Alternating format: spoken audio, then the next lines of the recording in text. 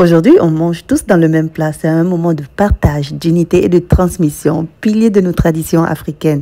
Quoi de mieux qu'un bon plat de tchèp? On va commencer à faire notre rof. Dans mon petit mortier, je vais piler de l'ail, du poivre noir, un peu de piment et puis du persil et du sel. On va faire ce tchèp avec un gros capitaine. Le poisson était tellement gros, j'ai dû le découper et en garder le reste. Donc voilà les morceaux que je vais utiliser. On va bien rofer ça. Écoute, nouveau verbe dans mon vocabulaire, ça n'existe pas, mais ça marche bien avec le tchèp. Après, on réserve ce poisson de côté et puis on passe à la prochaine étape. Alors là, je vais mettre de l'huile dans une casserole. Je vais rajouter un peu de piment avec de l'oignon et puis mon morceau de yetz. Le yetz, c'est un morceau de mollusque qui donne vraiment une très bonne senteur au tchèp. Et puis, on va laisser griller ça. Ensuite, je vais ramener de la tomate concassée, 3 tomates bien mûres concassées et on va laisser bien frire. Cette étape est la plus importante. Il faut laisser bien frire pour que ça donne la coloration. Et là, j'ai ramené le reste de mon rof pour que ça donne encore du bon goût. Je me rajoute maintenant de l'eau chaude pour accélérer la cuisson. Et là, je vais choisir mes légumes. Les légumes, c'est ce qui va donner le goût au bouillon. J'ai utilisé du chou, de la carotte, de l'aubergine, du gombo. Enlevez la tête du gombo si vous voulez. Moi, je les laisse. J'ai même mis du navet et puis de la citrouille.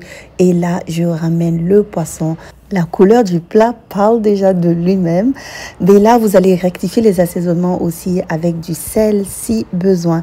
Et là, je vais faire mon noukos avec les ingrédients sur l'écran. Et puis, vous allez rajouter le noukos aux légumes, en tout cas au bouillon.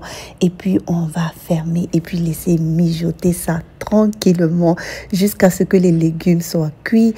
À mi-cuisson, je vais aussi rajouter un petit morceau de tamarin et puis du gage qui est du poisson fermenté. Quand tout ça pris là, l'odeur, tout est bon comme on veut. Je retire maintenant les légumes. Je les mets dans une autre casserole quelque part et puis ça va mijoter tranquillement.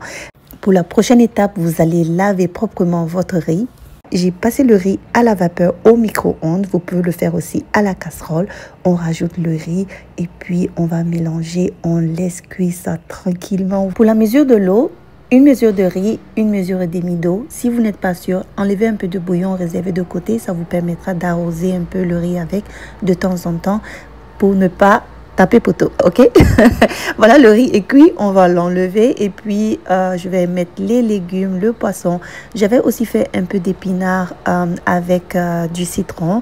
Donc, si vous voulez la recette, laissez-moi savoir en commentaire. Je peux faire une petite vidéo là-dessus. Ce riz était tellement fabuleux et laissez-moi en commentaire pour me dire ce que vous pensez de ce plat et aussi si vous l'avez essayé ou bien vous l'essayerez. Ça me fera plaisir de savoir comment ça a été.